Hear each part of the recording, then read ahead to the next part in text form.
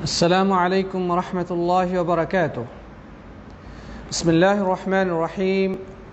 الحمد لله رب العالمين، وصلوات ربي وسلامه على النبي الأمين نبينا وحبيبنا وقدوتنا وإمام المرسلين محمد بن عبد الله وعلى آله وصحبه ومن سار على نهجه واهتدى بهداه إلى يوم الدين. أما بعد. যাবতীয় প্রশংসা, গুণগান, তারিফ এবং স্তুতি সেই রাজাধিরাজ মহান আল্লাহ সুবহানাহু ওয়া তাআলা নিমিত্তে পেশ করছি, যিনি আমাদেরকে ইয়াউমুল জুমআহ তথা মুসলিমদের সাপ্তাহিক ঈদের দিন অনলাইন ভিত্তিক ইসলামী শরিয়া কোর্সের এই সিরাত ক্লাসে উপস্থিত হওয়ার সুযোগ করে দিয়েছেন। এই জন্য আমরা সকলেই সেই মহান রব্বুল আলামিনের শাহী দরবারে হৃদয়ের গহীন থেকে কৃতজ্ঞতা বাণী উচ্চারণ করি, সকলেই পড়ি আলহামদুলিল্লাহ। অতঃপর সালাত সালাম এবং অবারিত শান্তির ধারা বর্ষিত হোক প্রাণপ্রিয় নবী, সর্বশেষ এবং সর্বশ্রেষ্ঠ রাসূল খাতামুল আম্বিয়া নবী মুহাম্মদ রাসূলুল্লাহ সাল্লাল্লাহু আলাইহি ওয়াসাল্লামের প্রতি। আসুন আমরা সবটুকু ভালোবাসা মিশিয়ে প্রিয় নবীর প্রতি সালাত ও সালাম পেশ করি, সকলেই পড়ি সাল্লাল্লাহু আলাইহি ওয়াসাল্লাম। মোহতারাম ও মুআজ্জাজ প্রাণপ্রিয় দর্শক, শ্রোতা, দিনী ভাই এবং বন্ধুগণ, আশা করি আল্লাহ সুবহানাহু ওয়া তাআলা আপনাদের সবাইকে ভালো রেখেছেন, সুস্থ রেখেছেন। দোয়া করি তিনি যেন আমাদের সবাইকে সবসময় কল্যাণের উপরে প্রতিষ্ঠিত রাখেন, ঈমান এবং তাকওয়ার উপরে জীবন পরিচালনা করার তৌফিক দান করেন, আল্লাহুম্মা আমিন। প্রিয় উপস্থিতি, আপনাদের কাছে আমাদের সব সময়কার মতো অনুরোধ থাকবে যে লাইভটিকে দয়া করে শেয়ার করে নেবেন, যেন আপনাদের পরিচিত জন বা ফ্রেন্ড সার্কেলের লোকজন আমাদের এই লাইভ থেকে উপকৃত হওয়ার সুযোগ পায়। আল্লাহ তাআলা সবাইকে তৌফিক দান করুন, আল্লাহুম্মা আমিন। প্রিয় উপস্থিতি, আজকে আমরা আল্লাহ রাসূল সাল্লাল্লাহু আলাইহি ওয়াসাল্লামের দাওয়াতি জীবনের একটি কষ্টকর অধ্যায় নিয়ে আলোচনা করব, আর তা হলো প্রিয় নবী সাল্লাল্লাহু আলাইহি ওয়াসাল্লাম আল্লাহর পথে দাওয়াত দিতে গিয়ে আল্লাহর দুশমন মক্কার কাফেরদের মাধ্যমে কিভাবে নির্যাতিত হয়েছিলেন, কিভাবে বিভিন্ন কষ্ট ক্লেশের সম্মুখীন হয়েছিলেন, সে বিষয়টি নিয়ে ইনশাআল্লাহ আজকে আমরা আলোচনা করব। আল্লাহ রাব্বুল আলামিন যদি তৌফিক দান করেন, ওমা তাওফীক ইল্লা বিল্লাহ। তার পূর্বে আমরা বলবো যে আমরা ইতিপূর্বে আলোচনা করেছিলাম যে নবী আকরাম সাল্লাল্লাহু আলাইহি ওয়াসাল্লাম আল্লাহর পক্ষ থেকে নির্দেশপ্রাপ্ত হয়ে যখন প্রকাশ্যে মক্কার লোকজনের সামনে ইসলামের এই দাওয়াত নিয়ে আগমন করলেন, তখন ক্রমান্বয়ে এর বিরোধিতা বৃদ্ধি পেতে শুরু হলো। প্রথম পর্যায়ে তারা রাসূল আকরাম সাল্লাল্লাহু আলাইহি সাল্লামকে মনস্তাত্ত্বিকভাবে নানাভাবে দুর্বল করার চেষ্টা করেছে এবং মানুষকে প্রিয় নবী সাল্লাল্লাহু আলাইহি সাল্লামের ব্যাপারে বিদ্বেষী করার অপপ্রয়াস চালিয়েছে। প্রিয় নবী সাল্লাল্লাহু আলাইহি সাল্লামের বিরুদ্ধে নানা মিথ্যা অপবাদ এবং রটনা তারা ছড়িয়ে দেওয়ার চেষ্টা করেছে। তারপরেও এই দাওয়াত স্তব্ধ হয়ে যায়নি, বরং আরও ধীরে ধীরে বেগবান হয়েছে। মানুষ সত্যকে উপলব্ধি করার চেষ্টা করেছে, সত্যের কাছে আশ্রয় গ্রহণ করতে শুরু করেছে। কিন্তু এই কাফের গোষ্ঠী তারা এক একটি পথে অগ্রসর হয়ে যখন তারা ব্যর্থতায় পর্যবসিত হয়, তাদের সকল ষড়যন্ত্র যখন ব্যর্থ হয়ে যায়, তখন তারা দ্বিতীয় আরেকটি পথে অগ্রসর হয়। সেই পথে তারা অকৃতকার্য হলে নতুন আরেকটি পথ তারা উদ্ভাবন করে। এভাবে করে আল্লাহ রাসূল সাল্লাল্লাহু আলাইহি সাল্লামের দাওয়াতকে চিরতরে স্তব্ধ করে দেওয়ার জন্যে সকল ষড়যন্ত্রের জাল তারা বুনে গেছে। কিন্তু রব্বুল আলামিন অবশ্যই এই সত্যকে বিকশিত করবেন এবং এই দিনকে সকল বাতিল এবং মিথ্যা ধর্ম সকল পৌত্তলিকতা, শিরিক এবং আল্লাহদ্রোহিতার উপরে বিজয় করবেন। এটাই হচ্ছে চূড়ান্ত ফয়সালা। আল্লাহ তাআলা কোরআনে কারীমের মধ্যে বলেছেন, ইউরিদুনা লিইউতফিউ নূরাল্লাহি বিআফওয়াহিহিম আল্লাহু মুতিম্মু নূরিহি ওয়ালাউ কারিহাল কাফিরুন। যে আল্লাহ তারা তো মুখের ফুৎকারে আল্লাহর এই দিনকে তারা নিভিয়ে দিতে চায়, দিনের আলোকে তারা মুখের ফুৎকারে নির্বাপিত করে দিতে চায়, অথচ আল্লাহ তাআলা তার আলোকে বিকশিত করবেন, যদিও কাফেররা তা অপছন্দ করে। হুয়াল্লাযী আরসালা রাসূলাহু বিল হুদা ওয়া দীনিল হক লিইয়ুযহিরাহু আলাদ দীনি কুল্লিহি ওয়ালাউ কারিহাল মুশরিকুন। আল্লাহ তাআলা বলছেন যে তিনি তো সেই মহান সত্তা যিনি তার রাসূলকে প্রেরণ করেছেন সত্য দিন সহকারে এবং হেদায়েত সহকারে। হেদায়েত মানে হচ্ছে সত্যের পথ নির্দেশনা, সত্যের প্রতি গাইডেন্স। আল্লাহ তাআলা বলছেন যে হুয়াল্লাযী আরসালা রাসূলাহু বিল হুদা, যিনি তার রাসূলকে প্রেরণ করেছেন হেদায়েত তথা সত্য পথের দিক নির্দেশনা সহকারে, ওয়া দীনিল হক, এবং সত্য দিন সহকারে, লিইয়ুযহিরাহু আলাদ দীনি কুল্লিহি, যেন তিনি এই দিনকে অন্যান্য সকল বাতিল ধর্ম মতাদর্শ এবং সকল আল্লাহদ্রোহিতার উপরে বিজয়ী শক্তি হিসেবে প্রতিষ্ঠিত করতে পারেন। এটি আল্লাহর পক্ষ থেকে অবধারিত একটি ফয়সালা। তো যাই হোক, কাফেররা কোনো পথ বাকি রাখে নাই যেই পথে নবী আকরাম সাল্লাল্লাহু আলাইহি সাল্লামের বিরোধিতা করেনি, তার দাওয়াতকে স্তব্ধ করে দেওয়ার ষড়যন্ত্রতা করেনি। সর্বপ্রথম প্রিয় নবী সাল্লাল্লাহু আলাইহি সাল্লামের সম্মানিত চাচা, যিনি তাকে গভীরভাবে ভালোবাসতেন, আল্লাহ রসুল সাল্লাল্লাহু আলাইহি সাল্লামকে তিনি সর্বান্তকরণে সাহায্য সহযোগিতা করেছেন এই দাওয়াতকে প্রচার এবং প্রসার করার জন্যে, এবং বটবৃক্ষের মতো তাকে ছায়া দিয়েছেন, সাহস জুগিয়েছেন, এবং কাফেরদের বিভিন্ন ষড়যন্ত্রের মোকাবেলায় তিনি তাদের বিপক্ষে জবাব দিয়েছেন। যদিও তার নসিবে ইসলাম কবুল করার সৌভাগ্য হয় নাই, কিন্তু এই কাফের দ্বারা আল্লাহ সুবহানাহু ওয়া তাআলা ইসলামকে সাহায্য করেছেন। প্রিয় নবী সাল্লাল্লাহু আলাইহি ওয়াসাল্লামের দাওয়াতকে প্রচার প্রসারের ক্ষেত্রে দারুণভাবে সাহায্য সহযোগিতা আল্লাহ সুবহানাহু ওয়া তাআলা সাহায্য করেছেন। তো যাই হোক, কুরাইশের নেতৃবৃন্দ আল্লাহ রসুল সাল্লাল্লাহু আলাইহি ওয়াসাল্লামের কাছে আল্লাহ রসুল সাল্লাল্লাহু আলাইহি ওয়াসাল্লামের দাওয়াতকে বন্ধ করার জন্যে তার চাচা আবু তালেবের কাছে আগমন করে প্রস্তাব রাখল যে আপনার এই ভাতিজা আমাদের পূর্বপুরুষদেরকে পথভ্রষ্ট বলছে, আমাদের দেবদেবীকে গালাগালি করছে, তাদের বদনাম করছে, অতএব আপনি আপনার ভাতিজাকে তার এই সমস্ত কার্যক্রম বন্ধ করতে বলুন, না হলে তার সামনে আমাদেরকে ছেড়ে দিন, আমাদের সামনে তাকে আসতে দিন, আমরা তার ব্যাপারে যা করার করে নেব।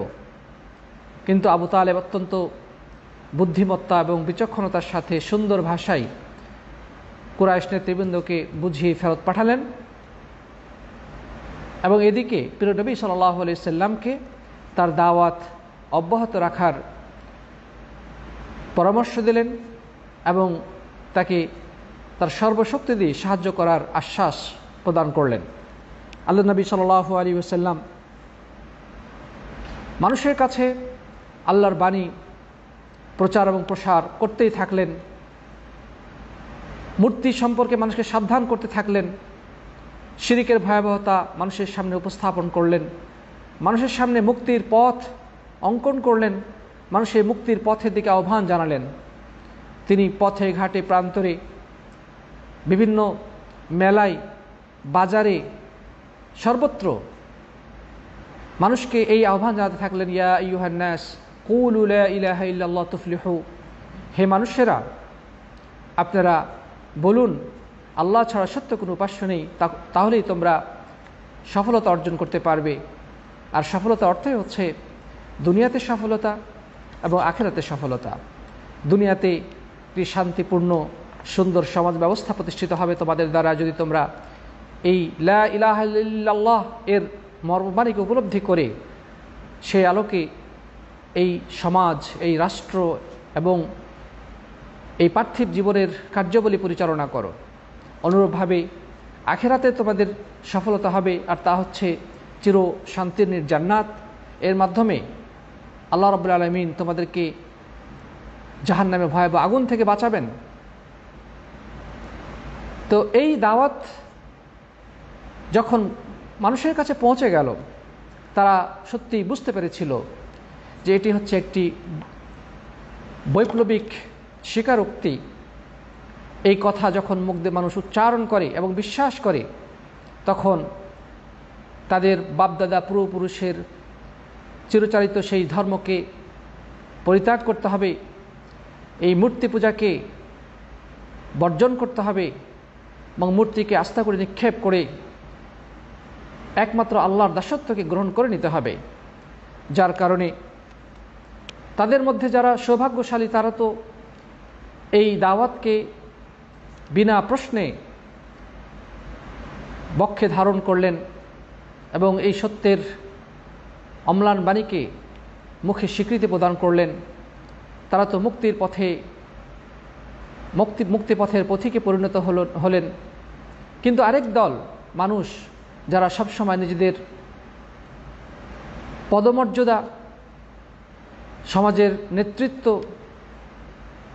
এবং সমাজে তাদের নাম ডাক যশ খ্যাতি এগুলোর পূজা করে থাকে, তারা কখনোই এই দাওয়াতকে গ্রহণ করতে পারেনি। তারা এই দাওয়াতের বিরোধিতায় উঠে পড়ে লেগে গিয়েছিল। তারপরে তারা এই দাওয়াতের বিপক্ষে যত ধরনের ষড়যন্ত্র করা যায় সকল ধরনের ষড়যন্ত্র তারা করে গিয়েছে। আবু তালেবের কাছে এসে যখন তারা তাদের উদ্দেশ্য সফল করতে পারল না, আবু তালেব তাদেরকে বুঝিয়ে ফেরত পাঠালো। তারপরে তারা সিদ্ধান্ত নিল যে কয়েক মাস পরেই যেহেতু হজ চলে আসবে, সুতরাং হজের মৌসুমে যেন এই লা ইলাহা ইল্লাল্লাহর দাওয়াত আরবের বিভিন্ন প্রান্তে ছড়িয়ে যেতে না পারে, সে কারণে তারা সিদ্ধান্ত নিল যে মক্কার প্রবেশ পথে কিছু লোক নিয়োগ দিবে, যেই লোকগুলোর কাজ হবে আরবের বিভিন্ন প্রান্ত থেকে আগত হাজী সাহেবদেরকে নবী সাল্লাল্লাহু আলাইহি সাল্লাম সম্পর্কে ভুল বুঝানো, তার ব্যাপারে অপপ্রচার চালানো। আল্লাহ রসুল সাল্লাল্লাহু আলাইহি ওয়াসাল্লামের বিরুদ্ধে কী অপপ্রচার চালানো যায় সে ব্যাপারে তারা যথারীতি মিটিং করল ও ওয়ালিদ ইবনে মুগিরার বাড়িতে একত্রিত হয়ে পরামর্শভিত্তিক তারা সিদ্ধান্ত নিল যে রাসূল আকরাম সাল্লাল্লাহু আলাইহি ওয়াসাল্লামকে জাদুকর হিসেবে মানুষের কাছে পরিচয় করিয়ে দেবে, যেন মানুষ তার কাছে যেতে না পারে বা তার দাওয়াত দ্বারা প্রভাবিত হতে না পারে। কখনো তাকে পাগল বলেছে, কখনো জাদুঘর বলেছে, কখনো গণক বলেছে, কখনো কবি বলেছে। এভাবে করে রাসূল আকরাম সাল্লাল্লাহু আলাইহি ওয়াসাল্লামের বিরুদ্ধে নানা অপপ্রচার তারা চালিয়েছে। জাদুঘর বলার মাধ্যমেও নবী আকরাম সাল্লাল্লাহু আলাইহি ওয়াসাল্লামকে এই দাওয়াত, রাসূল আকরাম সাল্লাল্লাহু আলাইহি ওয়াসাল্লামের দাওয়াতকে মানুষের কাছে যে নেগেটিভ ধারণা সৃষ্টি করার চেষ্টা করেছে দাওয়াত সম্পর্কে, কিন্তু তাতে হিতে বিপরীত হয়েছে। মানুষ আরও সত্য সম্পর্কে গভীরভাবে জেনে গিয়েছে এবং রাসূল আকরাম সাল্লাল্লাহু আলাইহি ওয়াসাল্লামের সত্যতাকে মনে প্রাণে বিশ্বাস করেছে, গ্রহণ করেছে। প্রিয় উপস্থিতি, এখানে একটা ঘটনা উল্লেখ করা যেতে পারে যে কিভাবে তাদের অপপ্রচার, মুশরিকদের অপপ্রচার ইসলামের পক্ষে এসেছিল। তার একটা উদাহরণ হিসেবে যে ঘটনাটি উল্লেখ করা যেতে পারে তা হলো, তুফাইল বলছেন, ফাওয়াল্লাহি মা জালু বি হাত্তা আজমাতু আল্লা আসমা মিনহু শাইআ, যে আরবের মুশরিকরা আরবের মুশরিকরা তার ব্যাপারে অপপ্রচার চালাতে থাকলো। অবশেষে আমি সিদ্ধান্ত নিলাম যে আমি মুহাম্মদ সাল্লাল্লাহু আলাইহি ওয়াসাল্লামের কোনো কথা শুনব না এবং তার সাথে কোনো কথা বলবো না। তার কোনো কথা যেন আমার কানে না পৌঁছে এবং তার সাথে আমি কোনো কথা বলবো না, এই মর্মে আমি দৃঢ় সিদ্ধান্ত নিলাম। এমনকি যেন তার কোনো কথা আমার কানে না ঢুকে যায়, এই জন্য আমি কি করলাম, যে এক প্রকার তুলা আমার কানের ভিতরে প্রবেশ করালাম, যাতে তার কোনো কথা আমার কান দিয়ে ভিতরে প্রবেশ না করে, আমি তার কোনো আওয়াজ যেন শুনতে না পাই। তারপরে তিনি বলছে যে আমি এরপরে মসজিদে হারামে গেলাম। সেখানে গিয়ে দেখছি যে মুহাম্মদ সাল্লাল্লাহু আলাইহি সাল্লাম দাঁড়িয়ে নামাজ পড়ছেন। তা আমি তার কাছাকাছি গিয়ে নামাজে দাঁড়ালাম, বা তার কাছাকাছি গিয়ে আমি দাঁড়ালাম। আল্লাহ নবী সাল্লাল্লাহু আলাইহি সাল্লাম কাবার প্রাঙ্গণে নামাজ পড়ছেন, আর তুফাইল তার কাছাকাছি গিয়ে দাঁড়ালো। কিন্তু তারপরেও আল্লাহ রাসূল সাল্লাল্লাহু আলাইহি ওয়াসাল্লামের মুখ নিঃসৃত কিছু কথা তার কানে পৌঁছে গেল। তিনি বলছেন যে হাত্তা ফাসামি'তু কালামান হাসানা, তা আমি যে কথাগুলো শুনলাম কথাগুলো আমাকে খুবই ভালো লাগলো, খুব সুন্দর সুন্দর কথা শুনতে পেলাম।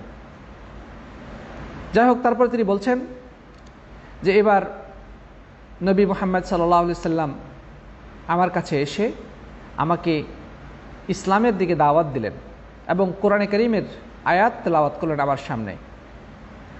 তারপর তিনি এই তুফাইল বলছেন, ফাওয়াল্লাহি মা সামি'তু কাওলান কাত্তু আহসানা মিনহু, আল্লাহর কসম করে বলছি এত সুন্দর কথা আমি এর আগে কখনোই শুনি নাই।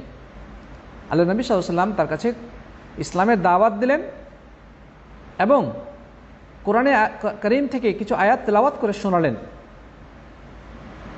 এই তেলাওয়াত শোনার পরে এবং রাসূল করিম সাল্লাল্লাহু আলাইহি ওয়াসাল্লামের কথা শোনার পরে যে তুফাইল কানের মধ্যে তুলা লাগিয়েছিল যেন রাসূলের কোনো কথা তার কানে প্রবেশ না করে, অপপ্রচারের ফলে তার ভিতরে একটা ভয় ঢুকে গিয়েছিল, একটা নেগেটিভ ধারণা সৃষ্টি হয়ে গিয়েছিল। কিন্তু আল্লাহ তো চেয়েছেন এই ব্যক্তিকে ইসলামের আলোকিত পথে আনবেন, তাই তার কানে প্রিয় নবী সাল্লাল্লাহু আলাইহি ওয়াসাল্লামের এই আওয়াজ পৌঁছিয়ে দিয়েছেন। নবী সাল্লাল্লাহু আলাইহি ওয়াসাল্লাম কাবার প্রাঙ্গণে দাঁড়িয়ে নামাজ পড়ছিল, এই লোকটি কাছে গিয়ে দাঁড়িয়ে কিছু কথা শুনে ফেলেছে। তারপরে তিনি এই কথা শুনে অত্যন্ত মুগ্ধ হলেন, খুব ভালো লাগলো। এরপরে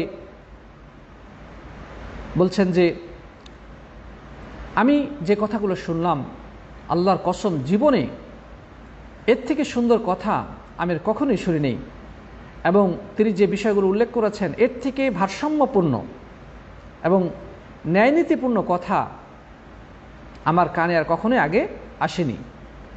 তো আমি এই অবস্থায় এই কথা শুনে আমি আর থামতে পারলাম না। ফাআসলামতু ওয়া শাহিদতু শাহাদাতুল হক, আমি সাথে সাথেই আল্লাহ রাসূল সাল্লাল্লাহু আলাইহি ওয়াসাল্লামের দাওয়াতকে গ্রহণ করে নিলাম, ইসলাম কবুল করলাম এবং সত্যের শাহাদা বাণী আমি উচ্চারণ করলাম। সুবহানাল্লাহি ওয়া বিহামদিহি।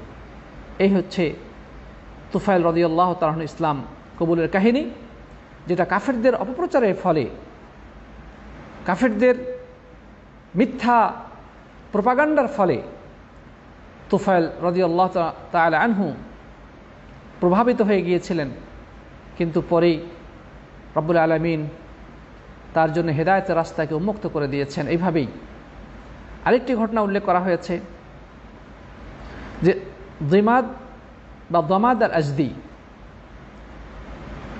তিনি একজন সাহাবী। তিনি বলছেন যে তিনি একজন জাদুর চিকিৎসক ছিলেন, জাদু করলে জাদুগ্রস্ত ব্যক্তির চিকিৎসা করতেন। তো বলতেছে যে আমি মক্কায় আগমন করলাম, কিন্তু মক্কায় এসে নির্বোধ লোকেরা বলা বলি শুরু করলো যে মুহাম্মদ সাল্লাল্লাহু আলাইহি সাল্লাম একজন জাদুঘর বা একজন পাগল। তো এই ব্যক্তি জাদুর চিকিৎসা করতেন, আবার যেটাকে বলা হয় হাওয়া বাতাস বা ইত্যাদি কারণে যে মানুষ উন্মাদ হয়ে যায়, পাগল হয়ে যায়, এগুলোর চিকিৎসা করতেন। তো তো যাই হোক, এই দিমাদ আল আজদি বলছেন, তো ক্বালা ইন্নী আতাইতু হাযা আর-রাজুল লাআল্লাল্লাহ ইয়াশফিয়াহু আলা ইয়াদাই। সবাই বলাবলি করছে যে মুহাম্মদ নামক একজন ব্যক্তি মক্কায় এভাবে পাগল হয়ে গেছে। তো আমার ইচ্ছা হলো যে আমি তার কাছে যাই এবং হয়তো তার চিকিৎসা করতে পারবো। আমার হাত ধরে আল্লাহ তাআলা হয়তো তাকে শিফা দান করবেন, সে সুস্থ হয়ে যেতে পারে। ফাকাল ইয়া মুহাম্মদ ইন্নী আরকা মিন হাদিহি আর-রিহ। এই সমস্ত হাওয়া বাতাসের ব্যাপারে আমি ঝাড়ফুঁক করতে জানি, চিকিৎসা করতে জানি। তো তুমি কি চিকিৎসা নিতে প্রস্তুত? তুমি চিকিৎসা নিবে? এই কথা শুনে রাসূল আকরাম সাল্লাল্লাহু আলাইহি ওয়াসাল্লাম বললেন, ইন্নাল হামদালিল্লাহ নাহমাদুহু ওয়া নাস্তাঈনুহু মান ইয়াহদিহিল্লাহু ফালা মুদিল্লা লাহু ওয়া মান ইউদ্লিল ফালা হাদিয়া লাহু ওয়া আশহাদু আন লা ইলাহা ইল্লাল্লাহু ওয়াহদাহু লা শারীকা লাহু ওয়া আশহাদু আন্না মুহাম্মাদান আবদুহু ওয়া রাসূলুহু আম্মা বা'দ। আল্লাহ রাসূল সাল্লাল্লাহু আলাইহি ওয়াসাল্লামকে পাগল মনে করে দিমাদ আল আজদি তাকে ঝাড়ফুঁক করে চিকিৎসার জন্য গেলেন এবং চিকিৎসার প্রস্তাব দেওয়াতে রাসূল করিম সাল্লাল্লাহু আলাইহি ওয়াসাল্লাম জবাবে কি বললেন? তিনি জবাবে বললেন, ইন্নাল হামদালিল্লাহ নাহমাদুহু ওয়া নাস্তাঈনুহু। অর্থাৎ আমি সমস্ত প্রশংসা আল্লাহর, আমি আল্লাহর প্রশংসা করছি, তার নিকটে সাহায্য প্রার্থনা করছি। আল্লাহ যাকে হেদায়েত দেয় তাকে কেউ পথভ্রষ্ট করতে পারে না, আল্লাহ যাকে পথভ্রষ্ট করে তাকে কেউ হেদায়েত দিতে পারে না। আমি আরও সাক্ষ্য দিচ্ছি যে আল্লাহ ছাড়া সত্য কোনো উপাস্য নেই, তিনি অদ্বিতীয়, শরীকবিহীন। আমি আরও সাক্ষ্য দিচ্ছি মুহাম্মদ সাল্লাল্লাহু আলাইহি ওয়াসাল্লাম আল্লাহর বান্দা এবং তার রাসূল। এই খুতবা আল্লাহ রাসূল সাল্লাল্লাহু আলাইহি ওয়াসাল্লাম তার সামনে পেশ করলেন। তো যাই হোক, এই ব্যক্তি এই কথা রাসূলের মুখ থেকে শোনার পরে হতভম্ব হয়ে গেল। সে তখন বলতেছে, আইদ আলাইয়া কালিমাতিকা হাউলা। আচ্ছা, তুমি যে বাক্যগুলো বললে একটু আগে, এগুলো আবার বলো তো। আল্লাহ নবী সাল্লাল্লাহু আলাইহি ওয়াসাল্লাম পুনরাবৃত্তি করলেন এই সমস্ত বাক্য, 3 বার উচ্চারণ করলে, 3 বার বললেন।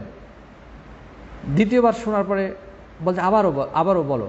আল্লাহ নবী আবারও বললেন। এভাবে 3 বার এই বাক্যগুলো রিপিট করলেন। এরপরে এই দিমাদ আল আজদির প্রতিক্রিয়া কি হলো তিনি বলছেন, লাকাদ সামি'তু কাওলা আল কাহানা ওয়া কাওলা আস সাহারা ওয়া কাওলা আশ শুআরা। যে আমি তো গণকের বিভিন্ন কথাবার্তা, তাদের তেলেসমাতি কথাবার্তা শুনেছি, জাদুঘরদের কথাবার্তা শুনেছি, কবিদের কথাবার্তা শুনেছি। ফামা সামি'তু মিসলা কালিমাতিকা হাউলা। কিন্তু তোমার এই কথাগুলোর মতো এত সুন্দর কথা তো আমি আর কখনোই শুনিনি। হাত ইয়াদাক উবাইউকা আলাল ইসলাম ফাবায়াহু। এরপরে বিবেক তাকে বাধ্য করল আল্লাহ রাসূল সাল্লাল্লাহু আলাইহি ওয়াসাল্লামের কাছে আত্মসমর্পণ করতে। তিনি রাসূল করিম সাল্লাল্লাহু আলাইহি ওয়াসাল্লাম বললেন যে আপনি এবার আপনার হাতটা সামনে দিন, হাত প্রসারিত করুন, আমি আপনার হাতে বায়াত নেব। এরপরে প্রিয় নবী সাল্লাল্লাহু আলাইহি ওয়াসাল্লাম তিনি তাকে বায়াত নিলেন এবং ইসলাম গ্রহণ করালেন। তিনি ইসলামে দীক্ষিত হয়ে গেলেন। সুবহানাল্লাহ। এভাবেই আল্লাহ সুবহানাহু ওয়া তাআলা অপপ্রচারকে ইসলামের কখনো প্রচারে সহায়তা করে। ইসলামের বিরুদ্ধে যত অপপ্রচার ঘটবে তত বেশি ইসলামের প্রচার এবং প্রসার হবে, এটাই বাস্তবতা। ইসলামের উপর যত আঘাত আসবে ইসলামের প্রচার এবং প্রসার তত বেশি হবে। ইসলাম হচ্ছে একটি আতরের ডিব্বার মতো, বদ্ধ অবস্থায় থাকলে সেখান থেকে ঘ্রাণ পাওয়া যাবে না, কিন্তু যদি সে আতরের ডিব্বাটিকে ভেঙে ফেলা হয়, প্রস্তর আঘাতে সে আতরের বোতলকে যদি ভেঙে ফেলা হয় তাহলে তার সৌরভ চতুর্দিকে ছড়িয়ে পড়ে। সত্যি ইসলামের বিরুদ্ধে যত বেশি অপপ্রচার হবে, যত বেশি ইসলামের বিরুদ্ধে ষড়যন্ত্র হবে, যত বেশি ইসলামের উপরে আঘাত আসবে, তত বেশি মানুষ এর কাছে ইসলামের বার্তা পৌঁছে যাবে। মানুষ নতুনভাবে ইসলাম নিয়ে গবেষণা করার সুযোগ পাবে। প্রিয় সাথী বন্ধুগণ, এটি যুগে যুগে হয়ে এসেছে এবং এটি হচ্ছে চরম বাস্তবতা। যাই হোক, এভাবে প্রিয় নবী সাল্লাল্লাহু আলাইহি সাল্লামের দাওয়াতকে বন্ধ করার নানা কৌশল অবলম্বন করেও যখন তারা সফল হতে পারল না, অবশেষে তারা এবার সন্ত্রাসী কায়দায় আল্লাহ রসুল সাল্লাল্লাহু আলাইহি সাল্লামের দাওয়াতকে বন্ধ করার এক জঘন্য ষড়যন্ত্রে মেতে উঠল। সাথী বন্ধুগণ, যখন আদর্শিক মোকাবেলায় বাতিলরা পরাস্ত হয়, তখন তারা সন্ত্রাসের পথ বেছে নেয়। এটি হচ্ছে যুগে যুগে কালে কালে বাতিলদের জঘন্য রীতি, যেটা সে আরবের কুরাইশরা করেছিল, যা বর্তমানেও ইসলাম বিদ্বেষী অপশক্তি করে আসছে। ইসলামের দাওয়াতকে রুদ্ধ করে দেওয়ার জন্যে, ইসলামের সত্যতাকে মানুষের কাছে প্রচারে বাধাগ্রস্ত করার জন্যে তারা সন্ত্রাসের পথ বেছে নেয়। মিডিয়ার মাধ্যমে অপপ্রচার তারা করে, তারা প্রাণী মেরে ফেলার জন্য ষড়যন্ত্র করে, দৈহিকভাবে আঘাত করে, শারীরিকভাবে আঘাত করে। এটি ইতিহাস থেকে আমরা দেখতে পাই, বর্তমানেও তা আমরা বিভিন্ন সময় বিভিন্ন দিকে দিকে দেখতে পাচ্ছি। প্রিয় বন্ধুগণ, এবার আল্লাহ রসুল সাল্লাল্লাহু আলাইহি ওয়াসাল্লামকে কাফের মুশরিক বাহিনী শারীরিকভাবে লাঞ্ছিত করার, ক্ষতিগ্রস্ত করার, আঘাত করার সিদ্ধান্ত নিয়ে ফেলল। তারা দাওয়াতের বিপক্ষে যত ধরনেরই পদক্ষেপ নিয়েছে ইতিপূর্বে, সবগুলোই ব্যর্থ হয়েছে। অবশেষে প্রিয় নবী সাল্লাল্লাহু আলাইহি ওয়াসাল্লাম এর দাওয়াতকে বন্ধ করার জন্যে শারীরিকভাবে জুলুম নির্যাতন করার পন্থা অবলম্বন করে ফেলল। আবু লাহাব 15 জনের একটি কমিটি গঠন করে ফেলল,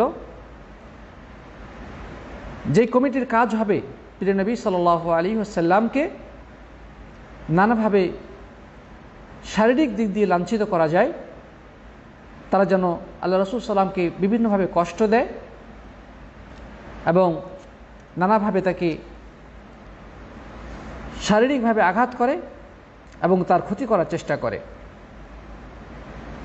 আল্লাহ রসুল সাল্লাল্লাহু আলাইহি ওয়াসাল্লাম তো সবার কাছে প্রিয় মানুষ ছিলেন, সবাই তাকে ভালোবাসতেন, সবাই তাকে সম্মান করতেন, তাকে আলামিন বলা হতো। তিনি বিশ্বস্ত, পরোপকারী, সচেতন এবং উদ্যমী যুবক হিসেবে সবার কাছে পরিগণিত হতেন। কিন্তু যখনই তিনি ইসলামের বাণী মানুষের কাছে প্রচার প্রসার শুরু করলেন, তখনই এই স্বার্থবাদী, নেতৃত্বলোভী আল্লাহর দুশমনেরা রাসূল আকরাম সাল্লাল্লাহু আলাইহি ওয়াসাল্লামের বিপক্ষে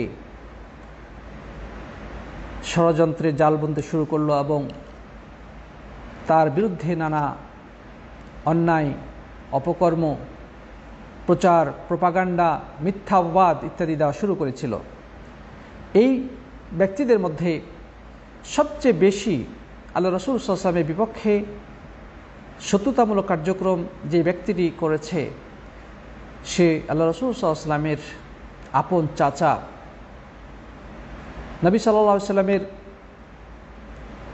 পিতার আপন ভাই আবু লাহাব।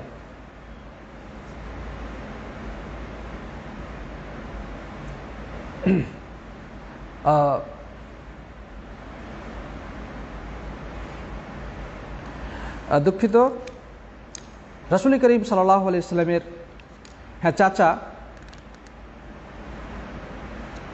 আবু লাহাব, সেই ব্যক্তি রাসূল করিম সাল্লাল্লাহু আলাইহি ওয়াসাল্লামের শত্রুতার ক্ষেত্রে সবচেয়ে বেশি ভূমিকা পালন করেছে এবং এক্ষেত্রে সে নেতৃত্ব দিয়েছে।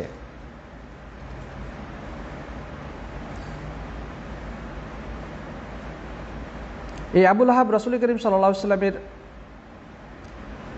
আপন চাচা সম্ভবত নয়, কারণ এর নাম হচ্ছে আব্দুল উজ্জা ইবনে হারব, আব্দুল উজ্জা ইবনে আব্দুল মুত্তালিব। ঠিকই, যে এই আবু তালেব হচ্ছে রাসূল করিম সাল্লাল্লাহু আলাইহি ওয়াসাল্লাম, আবু তালেব নবী সাল্লাল্লাহু আলাইহি ওয়াসাল্লামের আপন চাচা। তো আবুল আহাব হচ্ছে রাসূল করিম সাল্লাল্লাহু আলাইহি ওয়াসাল্লামের আপন চাচা, অর্থাৎ আবুল আহাব এবং আবু তালেব এরা আপন দুই ভাই, একই মায়ের সন্তান, আব্দুল মুত্তালিবের পুত্র। কিন্তু এই দুই ভাইয়ের অবস্থান সম্পূর্ণ বিপরীতমুখী। আবু তালেব রাসূল করিম সাল্লাল্লাহু আলাইহি ওয়াসাল্লামের একজন সহযোদ্ধা, সহায়তাকারী, উপদেষ্টা, পরামর্শদানকারী। পক্ষান্তরে আবুল আহাব হচ্ছে রাসূল করিম সাল্লাল্লাহু আলাইহি ওয়াসাল্লামের শত্রুতার ক্ষেত্রে নেতৃত্ব প্রদানকারী। তো যাই হোক, এই আবুল আহাব সর্বপ্রথম রাসূল করিম সাল্লাল্লাহু আলাইহি ওয়াসাল্লামের শরীরে আঘাত করেছিল যখন তিনি সাফা পর্বতে উঠে মানুষকে উদ্দেশ্য করে বলেছিলেন যে আমি তোমাদেরকে এক ভয়াবহ আযাবের ব্যাপারে সতর্ক করছি, তোমরা যদি আল্লাহ রাব্বুল আলামিনের, আল্লাহ সুবহানাহু ওয়া তাআলা একমাত্র উপাস্য হিসেবে গ্রহণ না করো এবং এই সমস্ত দেবদেবী মূর্তি পূজা ইত্যাদিকে বর্জন না করো, তখন এই আবুল আহাবই সর্বপ্রথম প্রিয় নবী সাল্লাল্লাহু আলাইহি ওয়াসাল্লামের শরীরে পাথর নিক্ষেপ করেছিল এবং বলেছিল তাব্বান লাকা ইয়া মুহাম্মদ আলিহাদা জামাআতানা, হে মুহাম্মদ তোমার অকল্যাণ হোক, তুমি ধ্বংস হও, এই জন্যই কি তুমি আমাদেরকে এখানে একত্রিত করেছ? এই কথা বলার জন্যই কি তুমি আমাদেরকে এই সাফা পাহাড়ের পাদদেশে এভাবে একত্রিত করেছ? আল্লাহ সুবহানাহু ওয়া তাআলা আবুল আহাবের ধ্বংস কামনা করে সূরা লাহাব বা সূরাতুল মাসাদ যাকে বলা হয় সূরা লাহাব অথবা সূরা মাসাদ অবতীর্ণ করেছেন। তো যাই হোক, এর আগে আল্লাহ রাসূল সাল্লাল্লাহু আলাইহি ওয়াসাল্লাম যেখানে দাওয়াত নিয়ে যেতেন সেখানে সে পিছিয়ে পিছিয়ে গিয়ে লোকজনকে বলতো যে এই হচ্ছে ধর্মত্যাগী, এর কথা তোমরা কেউ শোনো না, সে একজন মিথ্যাবাদী। এভাবে করে মানুষের মাঝে প্রিয় নবী সাল্লাল্লাহু আলাইহি ওয়াসাল্লামের ব্যাপারে অপপ্রচার চালাতো এবং প্রকাশ্যে শত্রুতা করত। এখানে যে ঘটনাটি বলা হয়ে থাকে যে নবী আকরাম সাল্লাল্লাহু আলাইহি ওয়াসাল্লামের দুই কন্যা রুকাইয়া এবং উম্মে কুলসুমের বিবাহ হয়েছিল এই আবুল আহাবের দুই ছেলে উতবা এবং উতাইবার সাথে, অর্থাৎ আল্লাহ রাসূল সাল্লাল্লাহু আলাইহি ওয়াসাল্লামের কন্যাদ্বয় যার ঘরে ছিল, তার আবুল আহাবের দুই ছেলে উতবা এবং উতাইবা আল্লাহ রাসূল সাল্লাম নবী হওয়ার আগে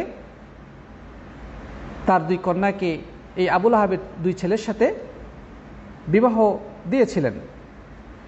যখন আল্লাহ রাসূল সাল্লাল্লাহু আলাইহি ওয়াসাল্লাম নবুয়ত প্রাপ্ত হয়ে মানুষকে আল্লাহর দ্বীনের দিকে ডাকতে শুরু করলেন, দাওয়াতি কার্যক্রম শুরু করলেন, তখন এই আবুল আহাব তার ছেলেদেরকে নির্দেশ দিল যে তোমরা মুহাম্মদের মেয়েদেরকে তালাক দিয়ে দাও, এবং তারা তাই করেছিল। অর্থাৎ আল্লাহ রাসূল সাল্লাল্লাহু আলাইহি ওয়াসাল্লামের এই দুই কন্যাকে তার দুই ছেলে তালাক দিয়ে দিয়েছিল। কতটা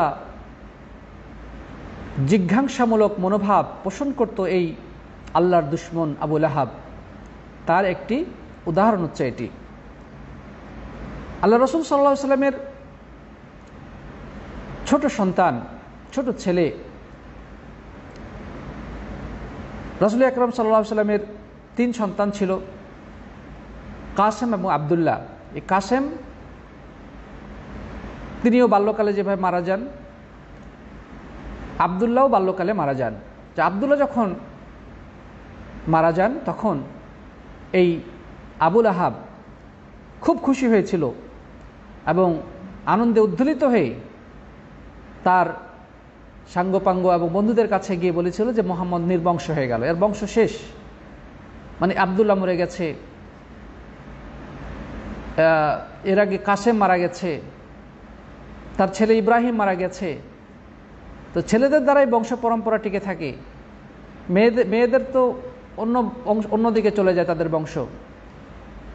তো যার কারণে সে খুশিতে উদ্বেলিত হয়ে আল্লাহ রসুল সাল্লাল্লাহু আলাইহি সাল্লামের ব্যাপারে বলেছিল যে মুহাম্মদ নির্বংশ হয়ে গেল, লেজ কাটা হয়ে গেল। আল্লাহ রাব্বুল আলামিন সূরা কাউসার নাজিল করে জবাব দিলেন, ইন্না আতাইনাকাল কাউসার ফাসাল্লি লিরাব্বিকা ওয়ানহার ইন্না শানিআকা হুয়াল আবতার। হে নবী, আপনার দুশমনই হচ্ছে লেজ কাটা। আল্লাহ রসুল সাল্লাল্লাহু আলাইহি সাল্লাম তিনি কোনো প্রাপ্তবয়স্ক সন্তান রেখে যান নাই, বরং তার জীবদ্দশায় তার ছেলেরা মারা গিয়েছেন। কিন্তু আজকে এই 14 শতাব্দীর পরেও পৃথিবীর দিকে দিকে বিভিন্ন প্রান্তে আকাশে বাতাসে প্রিয় নবী সাল্লাল্লাহু আলাইহি ওয়াসাল্লামের নাম উচ্চকিত হচ্ছে। এমন কোনো মুহূর্ত নেই যেখানে প্রিয় নবী সাল্লাল্লাহু আলাইহি ওয়াসাল্লামের নাম শ্রদ্ধা ভরে উচ্চারিত না হয়। আজানের ধ্বনিতে আমরা প্রিয় নবীর নাম শুনতে পাই, আশহাদু আল্লা ইলাহা ইল্লাল্লাহ, আশহাদু আন্না মুহাম্মাদার রাসূলুল্লাহ। বরং আল্লাহ রাব্বুল আলামিন উলুহিয়তের স্বীকৃতির পাশাপাশি রাসূল আকরাম সাল্লাল্লাহু আলাইহি ওয়াসাল্লামের রিসালাতের স্বীকৃতি বাণী ঘোষিত হয় মুয়াজ্জিনের কণ্ঠ থেকে, এবং তার ধ্বনি চতুর্দিকে ছড়িয়ে পড়ে। পৃথিবীর যে কোনো প্রান্তে যান আপনি তা শুনতে পান। যখনই রাসূল আকরাম সাল্লাল্লাহু আলাইহি ওয়াসাল্লামের নাম মুখ দিয়ে উচ্চারিত হয়, তখনই মানুষ তার প্রতি দুরূদ পেশ করে সাল্লাল্লাহু আলাইহি ওয়াসাল্লাম। রাসূলের বিপক্ষে কেউ যদি কথা বলে, রাসূলের বিরুদ্ধে কেউ যদি অপমানসুলভ কোনো বক্তব্য দেয়, বা রাসূল সাল্লাল্লাহু আলাইহি ওয়াসাল্লামকে অপমান করে যদি কার্টুন তৈরি করা হয়, লক্ষ লক্ষ মুসলিম তারা ক্রোধে ফেটে পড়ে এবং প্রিয় নবী সাল্লাল্লাহু আলাইহি ওয়াসাল্লামের সম্মানকে ভুলুণ্ঠিত করতে না দেওয়ার অঙ্গীকারে তাদের জীবন প্রাণ বিসর্জন দেওয়ার জন্য প্রস্তুত হয়ে যায়। তাহলে এখান থেকে আল্লাহর দুশমনদের জানা উচিত যে লেজ কাটা কে। ওই কাফেরের নাম শুনলে মানুষ ঘৃণা ভরে তাকে বদদোয়া দেয়, আর রাসূলের সাল্লাল্লাহু আলাইহি ওয়াসাল্লামের নাম শুনলেই শ্রদ্ধার সাথে সম্মানের সাথে তার জন্যে দুরূদ পেশ করে। আল্লাহ সুবহানাহু ওয়া তাআলা যথার্থই বলেছেন, ওয়া রাফা'না লাকা যিকরাক, হে নবী আপনার মর্যাদাকে আমি অনেক উচ্চকিত করেছি, অনেক উন্নীত করেছি। তো যাই হোক, এই আবু লাহাবের এই কথাটার প্রেক্ষাপটেই আল্লাহ তাআলা তার জবাব দিয়েছেন সূরা কাউসারের মধ্যে যে নিশ্চয় আপনার শত্রুই হচ্ছে লেজ কাটা, নির্বংশ। আজকে আবু লাহাবের বংশধর খুঁজে পাবেন? যদি তার কোনো বংশের লোক থাকে, সে নিজেকে লজ্জায় পরিচয় দেবে না যে সে আবু লাহাবের বংশ। কিন্তু আল্লাহ রাসূল সাল্লাল্লাহু আলাইহি ওয়াসাল্লামের বংশীয় কোনো মানুষকে পেলে মানুষ কত সম্মান করে। যে এই 14 শতাব্দীর পরেও, এই 1400 বছর পরেও আল্লাহ সুবহানাহু ওয়া তাআলা কত সম্মান দান করেছেন প্রিয় নবীকে। প্রিয় বন্ধুগণ, এদিক থেকে এই ক্ষেত্রে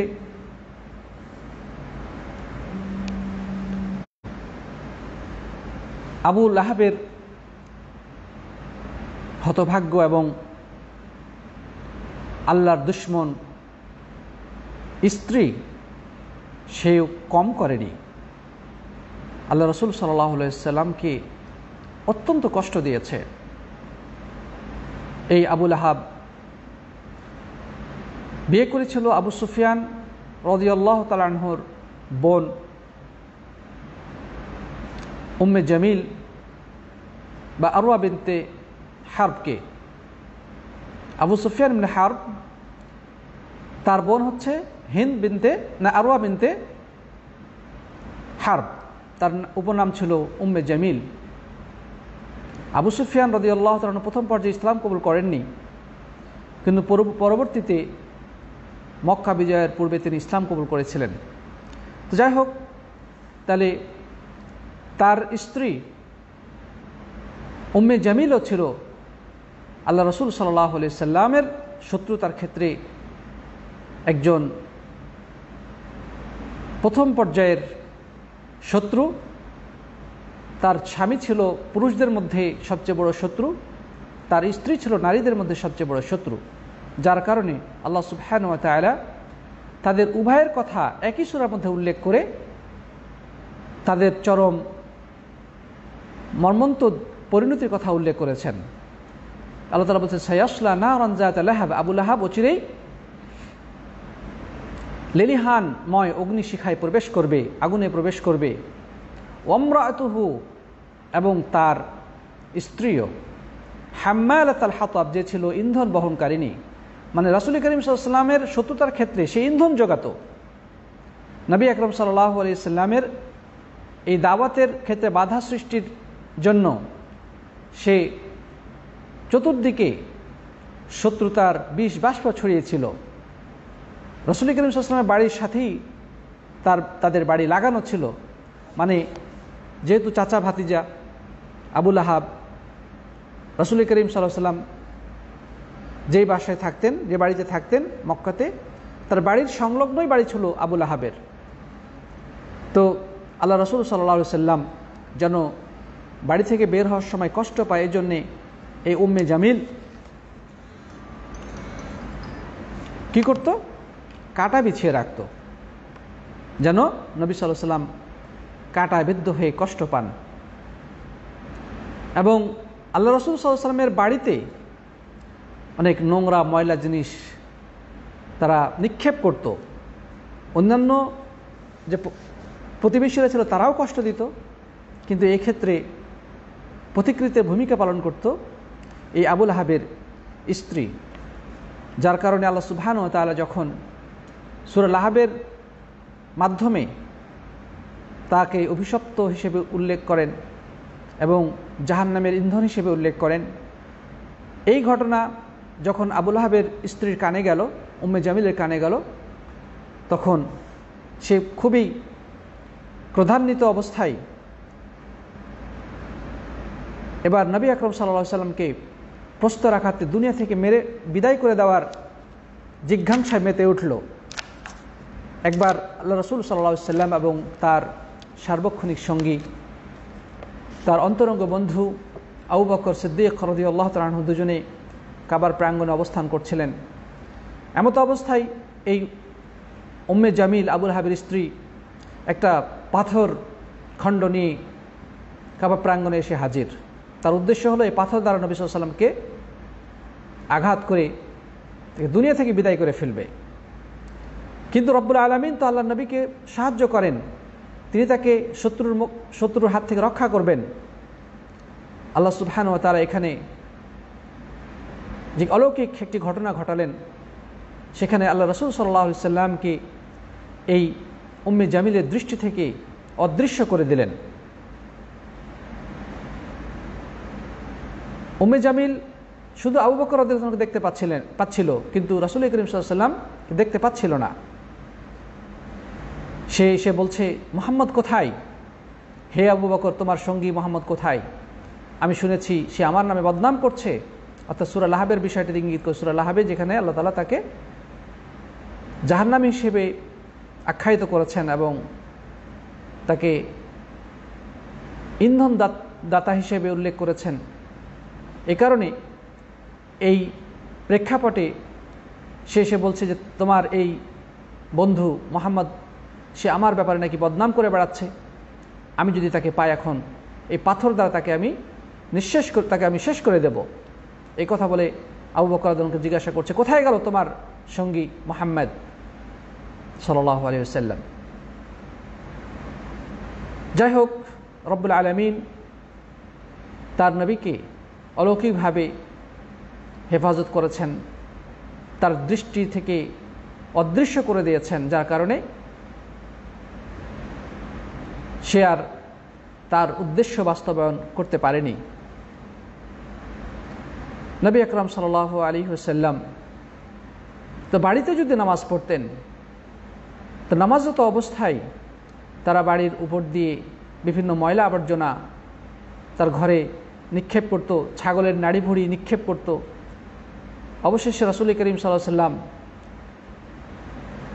ঘরের ভিতরে আরেকটি আলাদা কামরা তৈরি করেছিলেন সালাত আদায় করার জন্যে, যেন তারা তাকে সরাসরি নামাজরত অবস্থায় কষ্ট দিতে না পারে। যাই হোক, এভাবেই তাদের নানা শত্রুতা চলতে থাকে।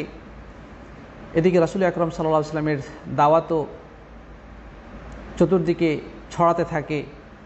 মানুষ, সত্যান্বেষী মানুষেরা এই দাওয়াত গ্রহণে উদ্গ্রীব হয়ে পড়ে, কিন্তু যারা হতভাগ্য, কপাল পোড়া, তারা দাওয়াত তো গ্রহণ করেনি, বরং দাওয়াতের বিপক্ষে সব ধরনের ষড়যন্ত্র তারা করে গিয়েছে। ইনশাআল্লাহ আমরা পরবর্তীতে আবু জাহেল রাসূল সাল্লামের সাথে কী ধরনের শত্রুতা করেছে এবং তার আরও বন্ধু বান্ধব উমাইয়া বিন খালফ, উতবা, সাইবা, এরা কী ধরনের শত্রুতা করেছে সেগুলো ইনশাআল্লাহ আমরা জানার চেষ্টা করব। তো ইনশাআল্লাহ আগামী ক্লাসে আপনাদের সবাইকে অংশগ্রহণ করার আহ্বান জানাচ্ছি। খুব বেশি নাই, ইনশাআল্লাহ অল্প কয়েকটি আর দু তিনটে ক্লাসের মধ্যে ইনশাআল্লাহ আশা করি শেষ হয়ে যাবে। তো দয়া করে আপনারা গুরুত্ব দিয়ে ক্লাসে উপস্থিত হবেন। যদিও আমাদের ক্লাসে উপস্থিতি আসলে আমাদের প্রত্যাশিত নয়, তো যারা আলহামদুলিল্লাহ নিয়মিত হাজির হচ্ছেন তাদেরকে সবাইকে জাযায়ে খায়ের আল্লাহ তাআলা দান করুন, সে দোয়া করি। আর আপনারা অন্যদেরকেও ক্লাসগুলিতে অংশগ্রহণ করার জন্য চেষ্টা করবেন, সবাই ইনভাইট করবেন যেন তারাও আসে, লাইভগুলো শেয়ার করবেন। এবং ইনশাআল্লাহ আগামী শনিবারে অর্থাৎ আগামীকালকে আমাদের বিগত 3টি ক্লাসের পরীক্ষা অনুষ্ঠিত হবে, তাই আমি সবাইকে এই 3টি ক্লাসের উপরে প্রস্তুতিপূর্বক অংশগ্রহণ করার আহ্বান জানাচ্ছি। আপনারা পিডিএফ পড়বেন, যেটা আপনাদের গ্রুপগুলোতে সরবরাহ করা হয়েছে, এবং এই ক্লাসগুলো থেকে আপনারা উপকৃত হওয়ার চেষ্টা করবেন, লেকচারগুলো শুনবেন এবং পরীক্ষায় অংশগ্রহণ করবেন ইনশাআল্লাহ। জাযাকুমুল্লাহু খায়রান। হাদা ওয়া সাল্লাল্লাহু আলা নবিয়িনা মুহাম্মদ ওয়া আলা আলিহি ওয়া সাহবিহি আজমাইন। সুবহানাকাল্লাহুম্মা ওয়া বিহামদিকা আশহাদু আন লা ইলাহা ইল্লা আনতা আস্তাগফিরুকা ওয়া আতুবু ইলাইক।